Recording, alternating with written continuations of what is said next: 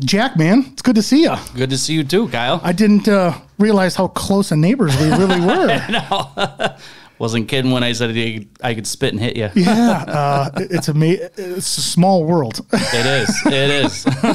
We've been living next to each other for 2 years, not quite next to each other, but close enough for 2 years. And shit, I had no idea. No idea. That's funny. Well, hey, man, thanks for taking time, come over and sit down and have a couple beverages and appreciate it. Talk Arnold Electrical Services Incorporated and whatever else we talk about. Arnold Electrical Services Incorporated, right? Yeah, Nailed we were talking about that earlier. You did. Didn't forget it from 10 minutes ago. Yeah. No. Hey, what I like to do is when we're sitting here and I first introduce a guest, I like to get a little background on them. Sure. So why don't you give me a little background on you? Like, did you know you wanted to be an electrician? It's funny. No, I didn't really want to be an electrician at all, to be honest with you. My mom, I wanted to go to college. I didn't know what the hell I wanted to do, really, to be honest with you. My senior year in high school, I took like a culinary arts class. So I kind of was wanting to be a chef. I'd go over to Lake County Technology Campus for the first 4 hours of the day. I'd take a culinary arts class, and then I'd take the rest of my classes at high school. And then I realized I didn't really want to be a chef. I didn't want to work long hours and nights and weekends. I'm like, I want to be a family man, and this schedule sucks. Yeah, it's a tough schedule. Just because, like you said, it's nights, it's weekends, it's when restaurants are open. You got to be there. Oh, yeah. Yeah, you got to be there early prepping, be there late cleaning, closing up. I thought about joining the Marines, and then I remember kind of sitting at the kitchen table, and just telling my mom and dad I'm going to go to college, and they were kind of against it, to be honest with you. Really? They were, yeah. That's kind of shocking, actually, especially in today's world. Yeah. And, at the time, I think I was a little upset by the conversation at dinner that night, but in hindsight, I wouldn't change anything. So I do remember a couple months later, I'm just passing my dad in the hallway. I'm like, I thought about it. I would like to become an electrician. And my dad owned his own electrical contracting company in Johnsburg. So that was Arnold Electric, the name that I tried to get when I started my version of it. Okay. Thanks, Illinois. Yeah. So, I'm like, so he liquidated his company, and then him and all of his guys got into the IBW Local 117, or Union Hall is located, like in Crystal Lake. I forget what road it's off of now, but anyways, my older brother, 3 years older than I am, graduated high school. He got right into the apprenticeship program, and so I just kind of basically told my dad, I'm like, let's do this, So why not? I don't know what the hell else I'm going to do. I want to make money, I don't know. So, I remember when I graduated high school, I started working as a summer helper. So basically wasn't a union employee, but was employed by a union contractor, and we were piping in residential production houses in Algonquin and Lake in the Hills, and I learned how to pipe houses there and bend pipe and pull wire, and that ended since it was just a summer helper program. Yeah. And then I worked as a shop kid for Associated Electric out of Woodstock, Illinois. Okay. Yeah, they're really great people over there. We refer Associated out at Arnold Electric for all of our commercial work. We don't do any commercial or industrial work, so we refer them out, and we'll get into that later. Yeah, exactly. But I don't know, where the hell was my story going? Your summer help was over with. Oh yeah. Summer help was over with. Worked at Associated as a shop kid, and then 11 months later, I got into the union, was a first-year apprentice, and it was a 5-year apprenticeship program, topped out in 2006, and 2008 rolled around, and that's when my wife and I started Arnold Electric. So it's kind of like, the trail leading up to that, I guess. Yeah, so how was it in 2006, 2007, 2008? That's when the crash really was hitting pretty hard at that point. Yeah, it was rough. So when you and your wife sat down and said, hey, this is what we're going to do, was this before, during the crash? It was in the middle of it. In the middle of it. Yeah. Yeah, I was working for a company in McHenry.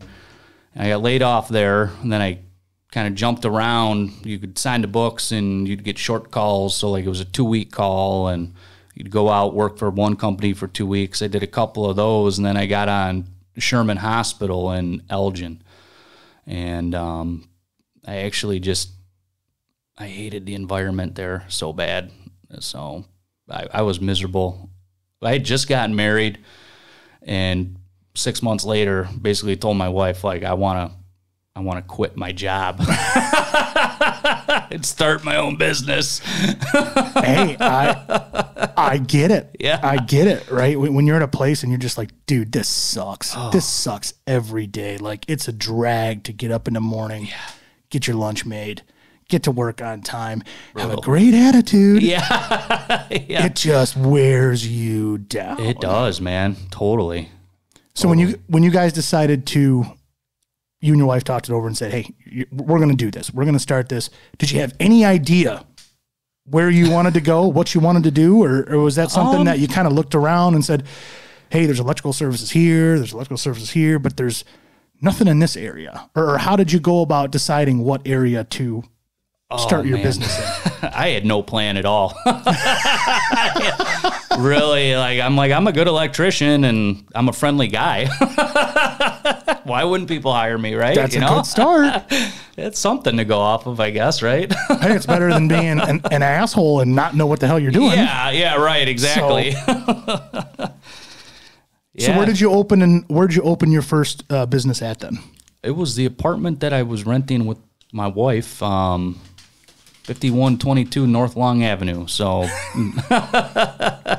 far northwest side of Chicago, second floor of the apartment. And I just went around door to door with, it was ridiculous. Like, looking back on it, it was like a 3-page Word document of all the different jobs I could do for you. You know, I went to commercial businesses. So like banks and little bodegas and, that's the work that I did in my apprenticeship. I did like 90% commercial. Yeah, commercial, a little bit of industrial, a little bit of residential. And that's the work that I thought I needed to do in Arnold Electric in order to be successful. Well, it's what you've known, right? Yeah. That's what you've been doing for X amount of years. It's not something you have to learn. It's literally, hey, this is what I've been doing. I know I'm good at this. Why not go this route? Exactly. How well did that work out? Man, Sorry. It was brutal. Low ball. It was brutal. I think we did like $15,000 our first year in business. Like, that was it. And I basically was working part-time, starting my own business. And no, you were working full-time, but your revenue was only part-time. Yeah, exactly. If you call it even part-time. Yeah, less than part-time. Yeah. Less than part-time. Yep. We didn't have any kids at the time, and we were able to do it, I don't know what changed, really, I guess. Well, I went along like that for, up until like 2017, it was rough. Like, I was thinking about closing my business the whole time from like 2008 to basically 2017. Can I do this? Should I do this? Like, what am I doing wrong? And I kept going after that commercial work, and that's a rough business to be in. You need a lot of money.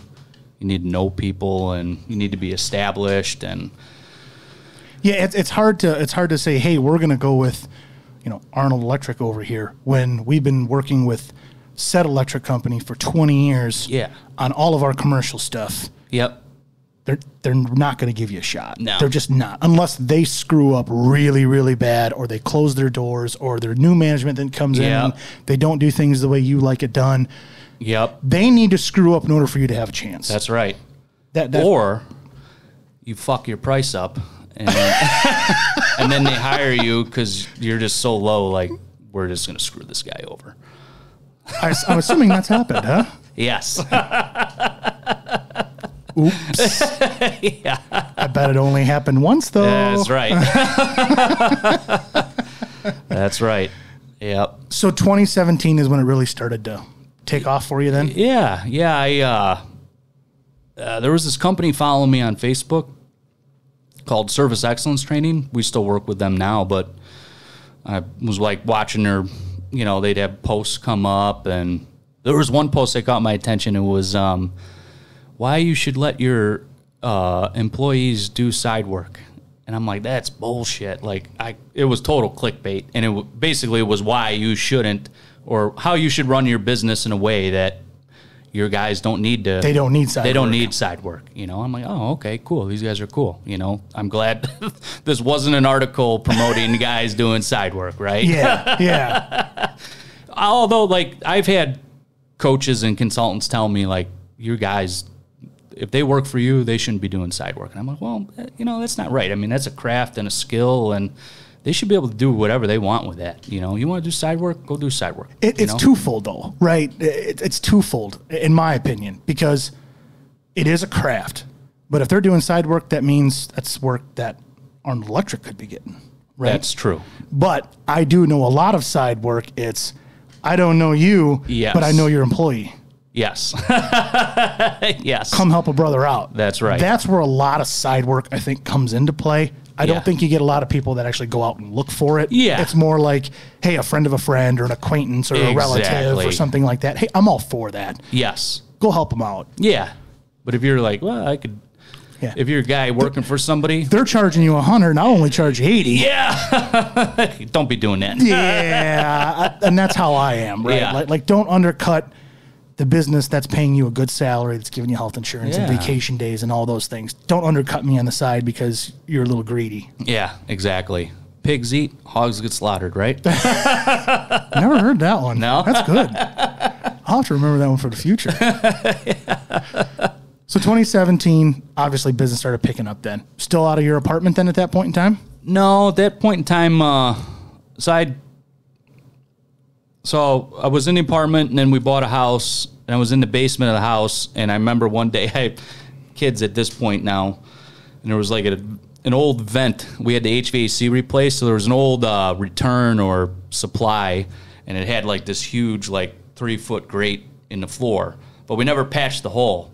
So I'm like sitting there working at my desk, and it's basically like a cellar that I painted the walls on, and my kids are dropping things down from the grate onto my desk. I'm like, oh, man. And then they're running around up there while I'm trying to make phone calls, and it sounds like the house is falling down. I'm like, I got to get a little office space or something. So it was like a 400 square foot. It was like 2 rooms this size was my first little office, and then had like a garage that I used for I rented a 3-car garage from my cousin that owned a building down there.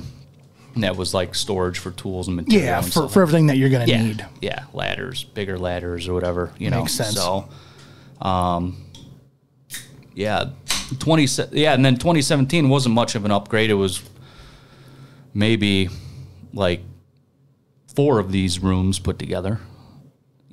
The front half, there were 3 of us in a desk, in our own individual desk crammed in there, and then the back room was our storeroom because I didn't want to pay rent at my cousin's place. It was too far away from the neighborhood I was living in. Yeah, exactly. Because you're still in Chicago and all this stuff, right? Yeah. So, yes, exactly.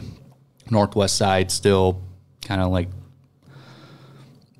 I remember one time I was visiting my cousin in Chicago. I'm like, so what town do you live in? He goes, Chicago. I go, oh, but there's like all these neighborhoods here. Like there's these, like, what is Jefferson Park? He goes, oh, well, that's just a neighborhood of Chicago, So we're located in the Jefferson Park neighborhood right now. We're Edison Park and Norwood Park have been our other locations with these smaller offices and stuff like that. So,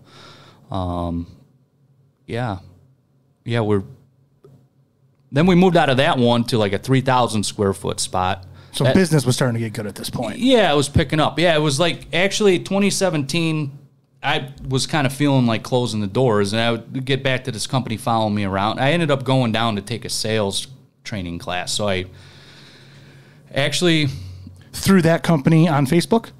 Yeah, exactly. What led up to that, I went to go visit a plumber. So I'm like, I got to do something different here. So I was like looking for these answers, how the hell I could actually have a profitable business and not be overweight and stressed to the gills and, no time for my family. And when I'd come home with prints under my arm, my wife would be, I'd leave work at 4, pick my kids up at 4:15, bring the kids in the house. I'd have armloads of prints under my arm that I'd have to do takeoffs. I'd have to bid them at night. And that lifestyle just sucked, So I'd be stressed out with my 4 kids, trying to be a dad, trying to get them to bed, knowing that I'm going to be up till 1 or 2 in the morning doing these takeoffs. Like, this sucks. I got to do something different, right? And so I knew this plumber that had a very successful company then, even more successful now. I'm like, hey, can I come hang out with you for a day at your shop? And he's like, yeah, sure. So I come down there. I talked to him for a half hour. He goes, why don't you just go sit with my general manager? He'll answer all these questions for you, and he's better at this than I am. I'm like, all right, cool. Which, in his defense, a general manager should know every aspect of the job. Oh, yeah, absolutely. From bidding it to fixing it to working on it to installing it, et cetera, et cetera, et cetera. Yep, 100%. 100%. Sorry to interrupt your story. Oh, no. It's good. You're exactly right. I have a general manager now, and that's what I was thinking about when you were talking. He knows everything inside and out, and he's my voice of reason at work. My wife is my voice of reason at home, So, but yeah, so I go sit down with this guy, Eric is his name, and he's asking me questions about my business, and he asked, I was just telling the story earlier today. I remember he goes, so what do you pay yourself? You're the owner of the company. What do you pay yourself? I go, I pay myself $60,000 a year. He goes, well, that sucks, doesn't it? I go, yeah, it kind of does. And that was kind of the aha moment, all right, I really got to do something different. But he was schooling me about their process and their flat rate manual. And I'd heard about flat rate pricing, but Arnold Electric was just a time and material company. Oh, you got an outlet that's broke? Okay, yeah, we'll come fix your outlet. And $125 an hour for the first hour and bill in half-hour minimum increments after that. Yeah. So, he's schooling me about flat rate and asked me that question. I'm like, all right. I went back to my office that day and I called that company in Texas. I'm like, yeah, I want to take that sales class. I'm like, I'm thinking to myself, if I get one nugget from this class. One. Yep. All it takes is one. Yep. You're 100% right. Yep. I'm like, yeah, let's do it. And more than likely, you're going to take more than one. Oh, yeah. But even if you take just one and you can look at that and implement it into your business, you're going to go, oh, damn. Oh, yeah. I just figured something out. Yeah, exactly. That's so funny. I'm laughing hard because that's pretty much exactly what happened. But I remember the guy talking to me on the phone, though. He's like, do you want to stay for the business ignition class? I'm like, no. I'm like, I have a business. There's nothing to ignite here, And so I hang up the phone with him, and an hour later, I'm like, yeah, you know what? I'm going to be in Texas.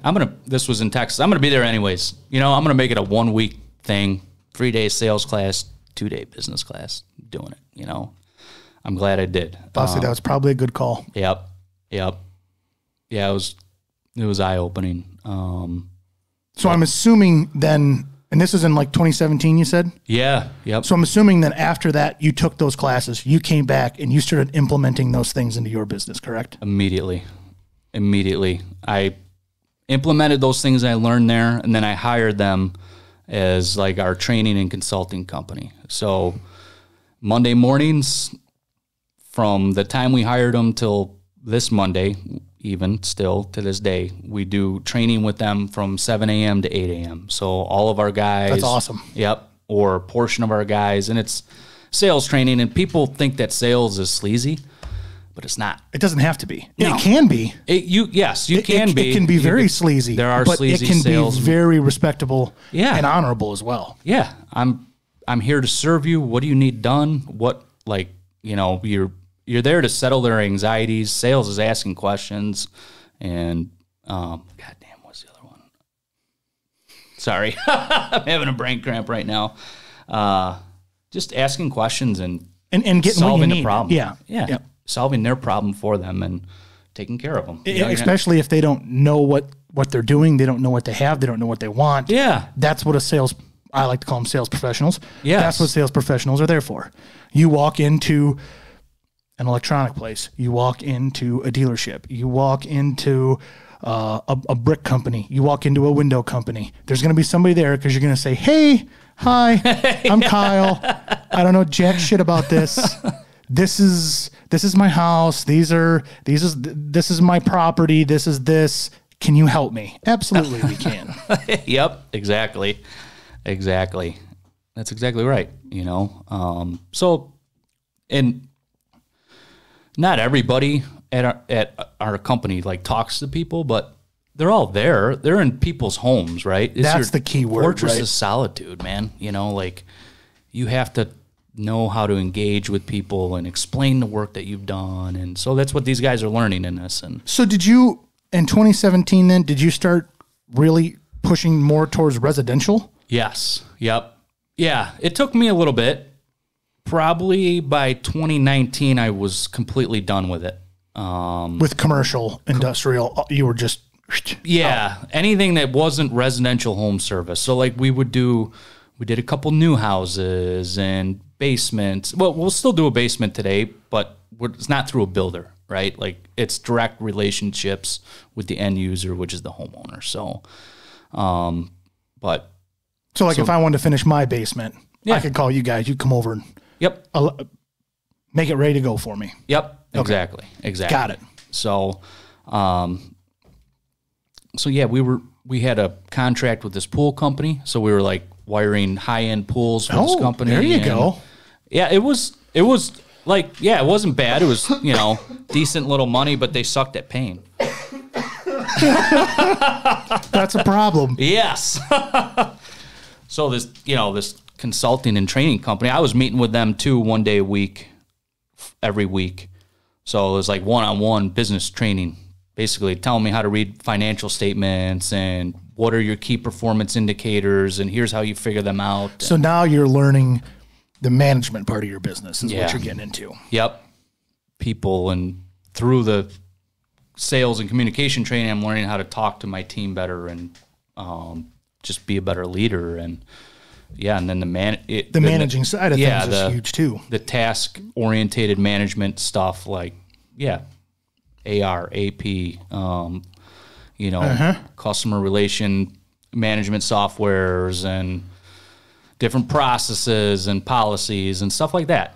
So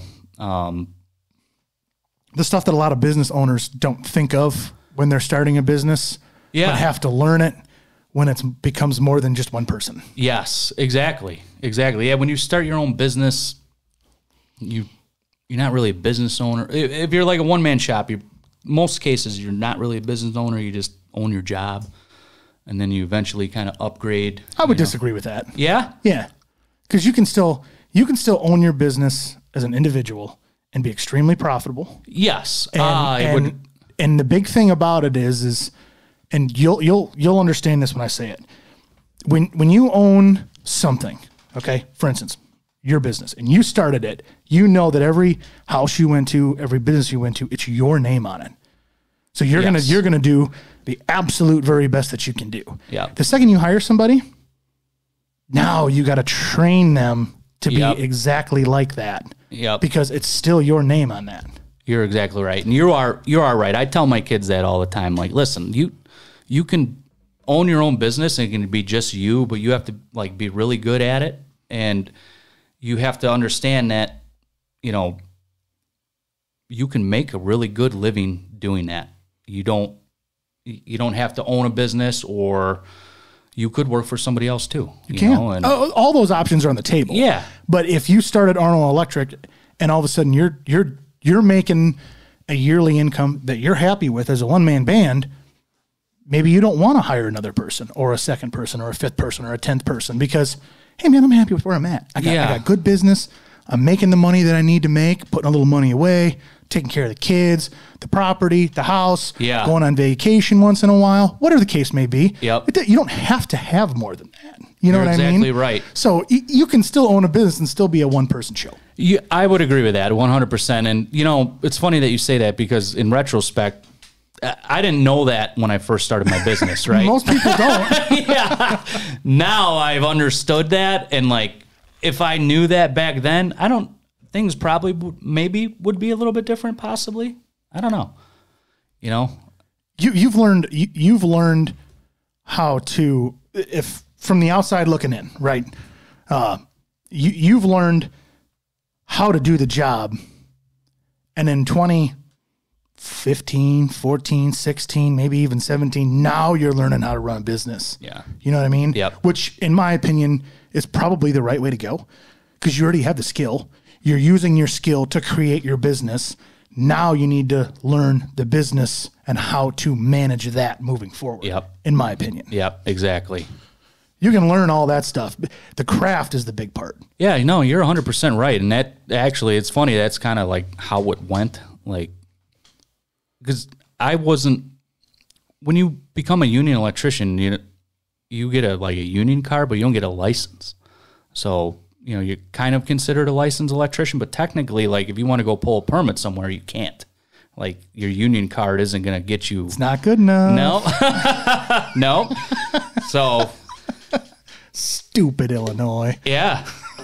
I weaseled my way into a code prep test or a code prep course for City of Chicago. They have their own code book. Okay. And I didn't weasel my way into it. Like, I kind of knew, like, the instructor, and I heard where it was going to be and what the dates were, and I just showed up. I ended up paying him my money, obviously, but you weren't on the list. No, I was not on the list. You were on the list after that. Yeah. But that's what I did so work was so slow. I'm like, well, I need to focus on getting my license right now. So I took that prep course, and then leading up to the exam, I basically took 2 weeks off from doing jobs and went downtown Chicago, Harold Washington Library. It's like 7 stories. I'd go back to the farthest corner in that library where it was the quietest spot, and I'd just study for 8 hours. I did that for 2 weeks. In the prep class, I heard guys saying, like, oh, there's only like a 7% pass rate on this exam, and they were like planning taking it over.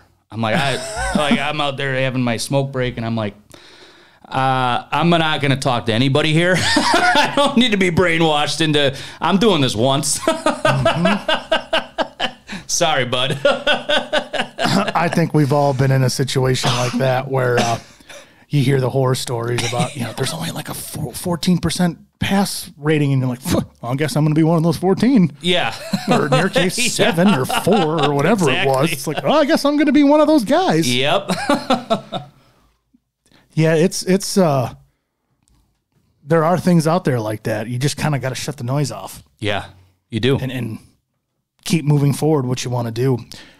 So that's when 2017, I'm going to bring us back around here. Yeah. 2017 is when you moved into your 3,000 square foot building. Yeah. You're still there. Yeah, exactly. Yep.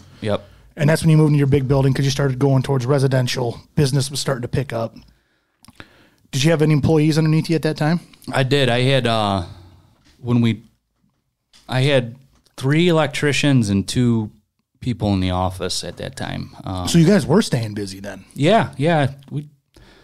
2017, we finished at like $750,000 in sales, but wow, that's great. No profit. But yeah, sometimes businesses go that way. Yeah. Yep. So,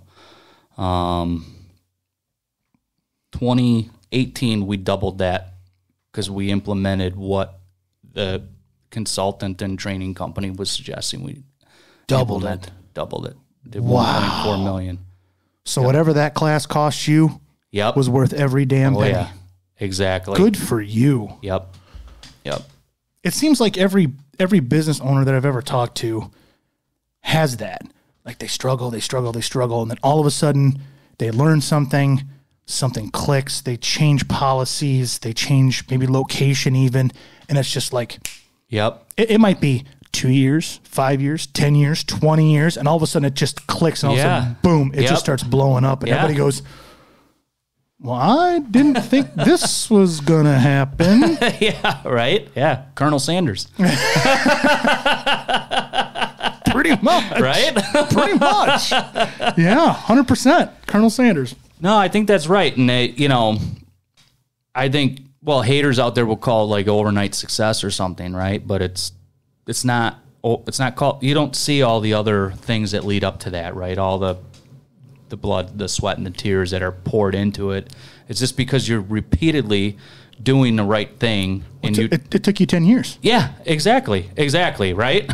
not everyone's going to remember 2013 when you were carrying plates home, bringing your kids into the house. Yeah. No, the only people who are going to remember that are you, the wife, and the kids. That's right. No one else is going to know that happened. No. So good for you that you doubled your sales in a year. It's crazy. That's phenomenal. It's crazy. How did this is a touchy subject, but I'm going to ask it anyway. All right. How did it happen when April of 2020 came around? That was rough, man. So COVID, you're talking about. Yeah, that we had like a great January and February, and then like March and April sucked. I mean, it was I was just like upfront honest with everybody though. I'm like, just sorry guys, like it is what it is, and it's not your call. We don't know what's going on 100% yet. Yep. A couple of our younger electricians at the time had like part-time jobs, or maybe they just came, like they'd only been with us for a year, but they still like one kid I'm thinking of, Nick is his name, great kid. He he used to work for Walgreens, but he still kept in touch with his manager. So he's like, I could call Walgreens and get some shifts. So I'm like, well, I really appreciate that, And so he kind of did that for a little while. And but then we also got PPP money, is it PPP money? I don't know. Yeah. PPE. I want to say PPE, but that's like personal protection equipment. That's what I think of when I say that. I think it's PPE. Yeah. Yeah, the PPE money for the government, for the businesses that had to shut down for a while. Yeah. Well, in Chicago was way worse than anywhere else. So I can imagine being in Chicago, you were probably shut down for a month. We weren't officially 100% shut down. Oh, because you were essential service. Yeah. Well, that's good. It was good. I mean, keep some of your guys busy anyway. We did. Yep. Yeah. That's when I started. Like, my wife was a nurse. I remember that, man. I think people are still dealing with that right now. The effects of COVID, We're going to deal with it for a very long time. Yeah.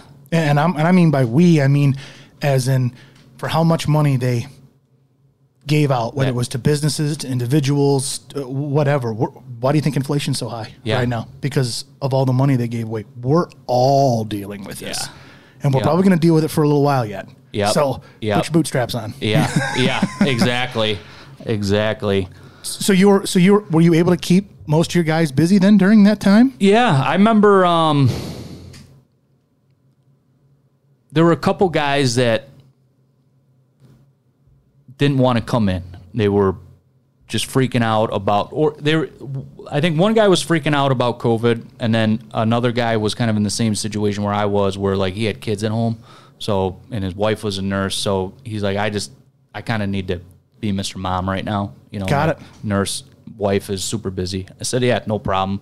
But I remember when we got the money, I was in my car and found out about it. I pulled over on the side of the road for 2 hours. I called everybody that was working for Arnold Electric. I'm like, listen, man, we got the money.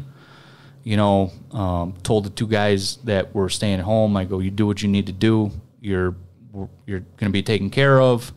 Let all the other guys know, if you can come in, great, work your other side gigs if you need to, but we'll call you and let you know when we have more work. And so that kind of like the calling everybody, to and from work lasted about 2 months. And then we ended up having better year than we did the year before, to be honest with you. Shut down for 2 months and still had a better year. Good for you. That's awesome. Yeah. I like to hear stuff like that. Yeah. People are at home, you know, stuff's breaking and they're looking at it. That's the big thing. I was in sales in 2020, and that was the best year in sales I had ever had, was 2020. 2021? What were you selling? I was at the local John Deere dealer. Okay. I was in sales there. I sold everything from a push mower to a combine. You know, so people are home tending their yards more. We had when I look back on it, COVID happened in March, April. I remember June came around, and I asked my sales manager, and I said, "Hey, how much equipment do we have, or can we get like readily available?" And they said it'd be 4 to 5 months. We'll have enough equipment for 4 to 5 months. And I said, "Order more." And they didn't take my advice. They didn't take my advice. I'm not going to say to listen. They just didn't take my advice. But come January, everything was 3 months out. Yeah. Everything. And then probably became a year. It really stayed like 3 months out. But like I would say 60% of my sales at that time was like homeowners. Okay. So compact tractors, gators, lawn mowers, that kind of thing. Well, if you walk into me and say, "Hey, man, I need a lawnmower for spring," and it's March, and I tell you, "Yeah, man, I can get one. It's going to be 3 months." You're going to say, "Well, I'm going to go up the road. I'm going to go over there. I'm going to find one before then." Oh yeah. So my sales just went, and it was out of my out of my control. It was really out of the dealership's control to a point. You know, there's no playbook for COVID, right? There's not, and there wasn't then. And I think there may be now. I think maybe people smartened up a little bit. I would hope so. But I get it. Like 2020, everybody was at home. They're, like you said, they're looking at their electrical outlets going, "You know, those things are pretty old. Maybe we ought to get them changed, or we want to put some can lights in this room, or whatever." Yep, exactly. Let's move forward a little bit here. Yeah. So 2022, you opened a second location, correct? 2020. Yeah, well, 2023, end of 2022. Well, talking about the Harvard location. The Harvard location. Yeah. I guess technically that end of 23, beginning of 24. Oh, really? Yeah. So it's fairly new on you. Yeah, it's still fresh, yeah. Okay, so let's get on that topic a little bit. Yeah. Why did you want to open a second location from northwest of Chicago to 70 miles west in a little podunk town called Harvard? Well, I live here now, so during COVID, we took our kids up to Boundary Waters canoe area in Canada, and we were still living in Chicago at the time, and we got back, and my youngest son went up to my wife and was like, "Mom, we need more trees in our yard," and that was it. We're basically put our house on the market that week, and we were like, we need to get out of here. So moved out to Harvard. We closed on the house like February 21. Okay. Yep. February 21, we closed on the house. We accepted the offer on Christmas Eve for the buyer to buy our house. I remember that. So that was a nice Christmas present. It finally had our house sold, and we kept getting bumped out of these offers or whatever. But anyways, I just feel like I live in this town. I want to make a positive impact on it. If your town sucks, you suck, right? No, that's not true at all. Come on now. I mean, you lived in Chicago for how many years, Jack? Yes, that's true. Thank you. Appreciate that, Kyle. I do not suck because Chicago sucks. Exactly. I live up here. We got a couple guys that live in McHenry County, and it'd be a nice satellite office eventually once it gets a little more up and running. But part of the strategy, too, was it's every business that has multiple locations is going to have multiple Google business profiles. And once you get 10 or more reviews on your profile and Google starts ranking you a little higher when people are searching for you. So kind of strategy based as well. Marketing. Yeah. Yep. As well. Yep. And with marketing will come business. Yes. That's after your people and process. I feel like that's one of the most important things in business is marketing. You got to let people know who you are, what you do, and where to find you, And that's super tough in today's world. Marketing is so damn hard. It is. If you don't know what the hell you're doing, no. It's so difficult to do. It is. Yeah, there's so much to know. Like, you got to hire a professional, Like, you can get by doing some things for a little while, social media and stuff like that, but for my business in particular, social media is probably not the best, It's more like social media in my business more to like supplement other marketing channels. It's not really no one's going to Facebook to, let's hire this electrician today. Nobody wants to hire an electrician, a plumber, or an HVAC guy, right? Like it's all forced by. Here's the only thing I'll slightly disagree with that a little bit is you have a business, it's profitable, you know what the hell you're doing. Yeah. Facebook can be good for those folks that want to say, hey, I want to give you a shout out. Yeah. That's where Facebook, Twitter, Instagram, all these can come into play because all of a sudden they'll be like, hey, I just had Jax out to put can lights in to fix this or fix that, and they did an awesome job. Yep. That's something. It is something, yeah. And to me, right, that's the most free marketing you could ever get. Totally. Yes, exactly. I would, if anybody's starting a business today or tomorrow or whatever, I would 100% say you got to get on social media immediately and you got to post one post a day. I don't even do that. No, it's a lot. Trying to find content to post is, man, that's a job in itself. It's tough. Yeah, and there's a lot of time involved in that. There is. Yeah, there's a lot of time involved in figuring out how you want to post it. What do you want to post it to? Which, like in my perspective, I have an hour plus long conversation every time I sit down and have a podcast. Mm-hmm. TikToks are usually 30 seconds long. Yeah. So now it's like, okay, what 30 seconds do I want to highlight here? Yeah, right, exactly. Yeah. So after you get everything edited, now you kind of go back through the episode that you just had, like with you. I start going back through and go, okay, now what 30 or 45 seconds do I want to grab the viewer's attention? Right. And that makes sense to post.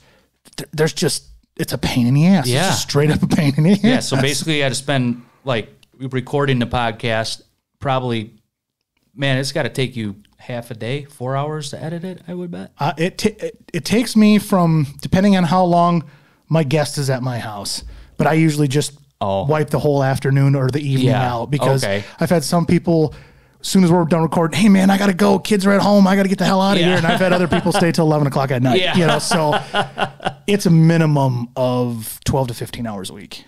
Yeah.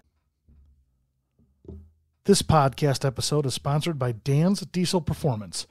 If you're looking to improve your truck's performance, efficiency, or appearance, check out Dan's Diesel Performance.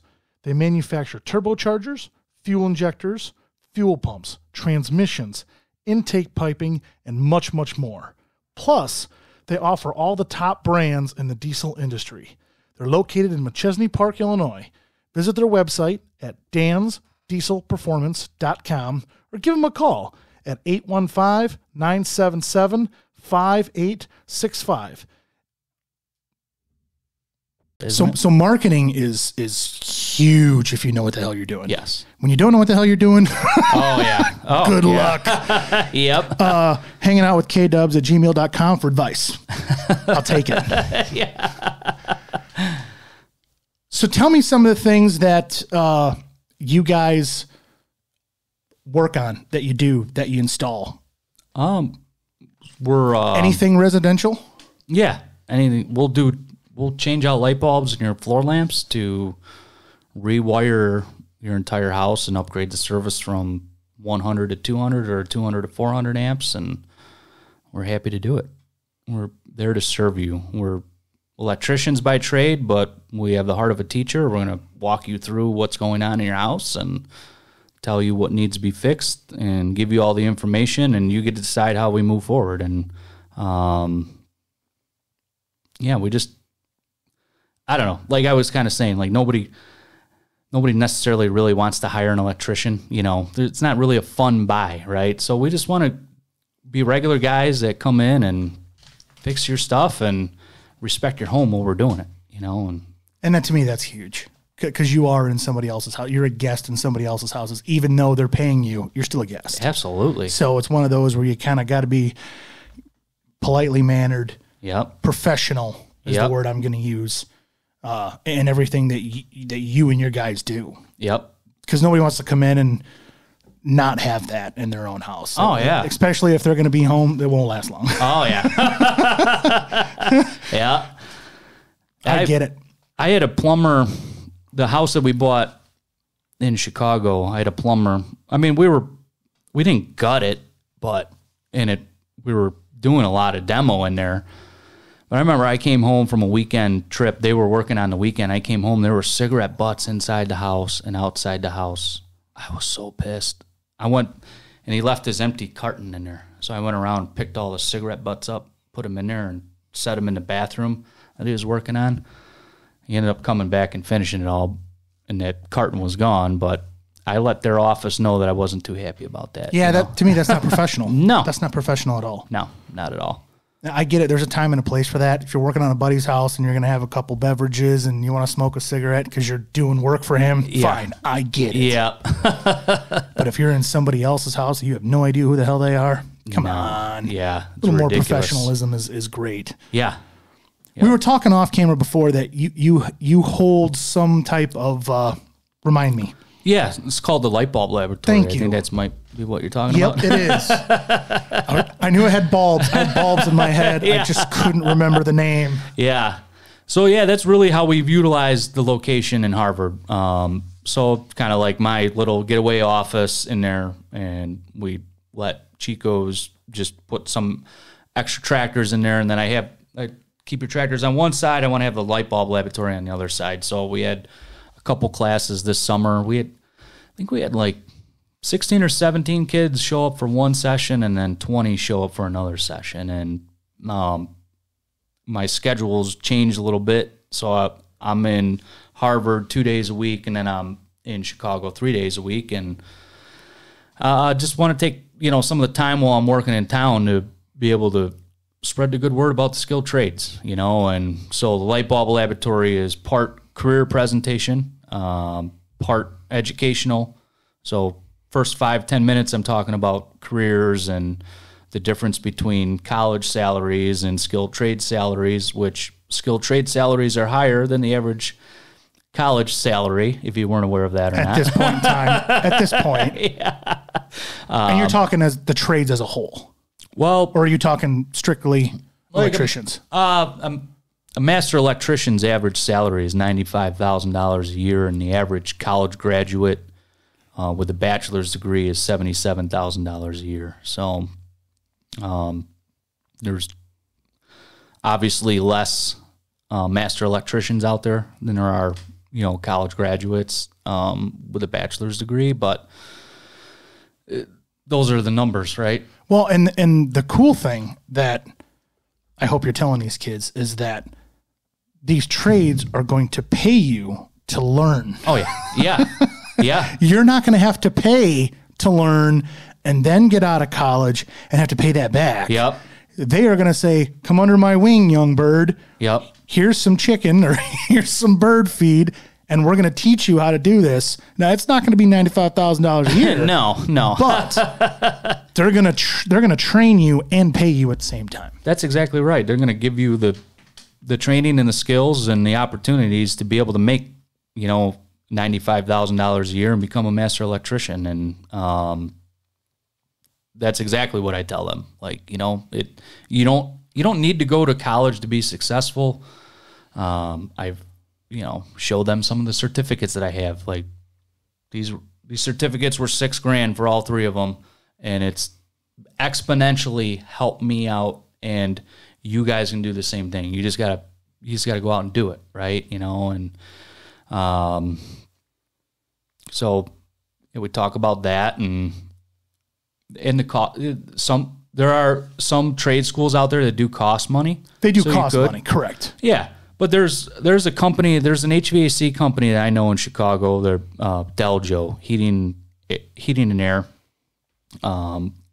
and they'll basically it's like an 8-week program. They pay you to come train in their lab, and then on Fridays you go out and you ride out with a technician and you apply some of the skill sets that you've been learning in the lab. And basically after 8 weeks, you're out in the field being an installer, and then there's so many different avenues within these types of home service companies. And that's just, scraping the tip of the iceberg. Correct. Is the home service. I listen to Mike Rowe podcast. They're always there's 100,000 job openings for submarine workers on the East Coast. 100,000 jobs open.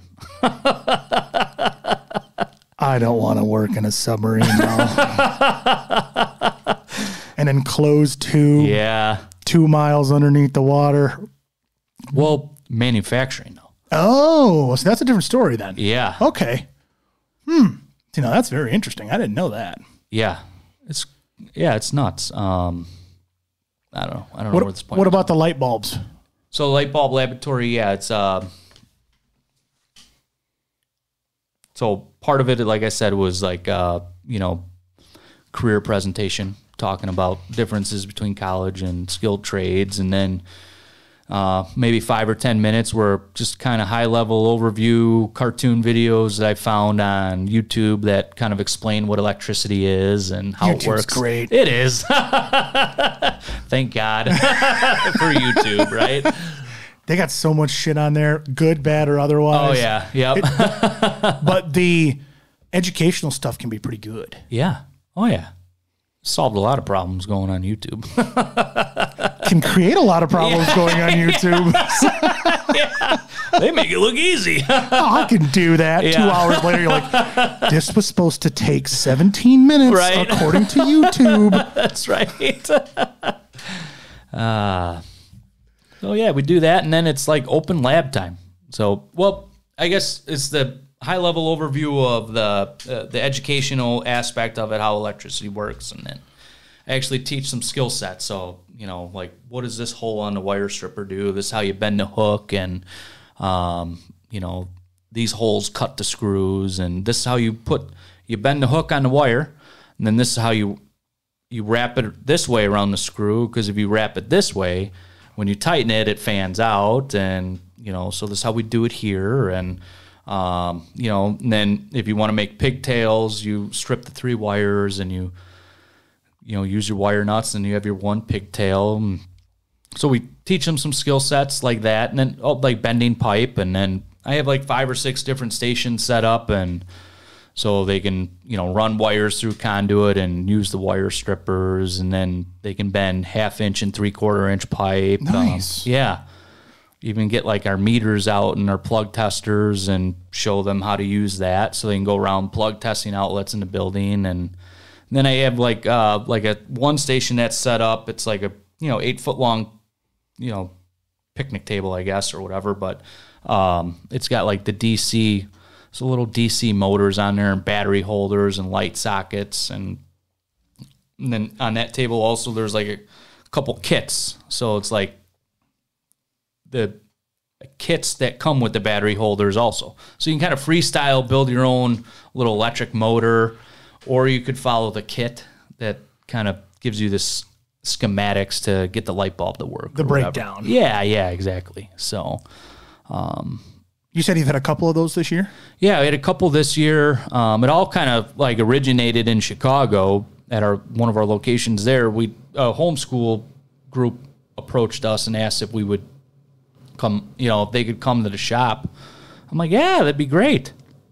And then they came like every year for 2 years in a row or 3 years in a row, and just kind of like, I think it was during COVID I came up with the light bulb laboratory idea, and I'm like, I'm going to do this once COVID loosens up. And so we started having people in our shop in Chicago, just marketing to our existing client database. And we get like 5, 10. I love Harvard so much. The amount of people that showed up for that was amazing. Good. Yeah. We did not have anywhere near that type of interest in Chicago. And I sent emails out to like 9,000 people. Really? And only like 5 or 10 would come to the sessions when we'd market it. No kidding. Yeah. So speaking of the power of Facebook earlier, right? Like I had the wrestling program and the baseball program, put it on Facebook, and then we put it on our own Facebook page, and that was it. And we tripled or quadrupled the attendance, you know. That's awesome. It was cool. And year one. Yeah. Yep. Year one up here. Yep. That's what I'm saying. Year one in this location. Right. Exactly. That's freaking awesome. It was cool. And it's cool to get kids to come in there and at least learn how to do some of that stuff. Yeah. Yeah. Get exposed to it, right? Like power drills and screwdrivers. Some of these kids probably haven't used them before. And you got to think that not every person in this world is handy. Yes. Right? I know a guy, he's a phenomenal guy. Ask him to put a belt on his lawnmower, he's going to tell you, I don't know how to do that. Yeah. Some people are just wired that way. Yep. And that's fine. That's totally fine. But if all of a sudden they don't know how to teach their kids this, you at least have an opportunity to say, hey, come on out. Yep. It's only like a half a day thing? Or yeah, it's 2 hours, actually. Yeah, so it's a couple hour thing, but come out here and get your feet wet. Yeah, exactly. You can go home. You don't have to clean up the mess, and have snacks and juice boxes for the kids. Oh, and heck yeah! You gotta keep juice them. boxes. Heck yeah! Right up my alley. Oh yeah! That's awesome. Yeah. What's your future plans for this one out here then? To have a remote second location out here, or a remote location out here for storage, or haven't gotten that far. I kind of had a wild hair up my butt the other day. Well, not the other day, but probably about a year ago. I'm like, oh, man, I should just move everything up here. I should buy the old grocery store. And then I found out it was just sold, and I'm like, that's way bigger than I need anyways. But ideally, I'd love to have like everything moved up here, but logistically, it's not going to work out so well. But definitely do see more.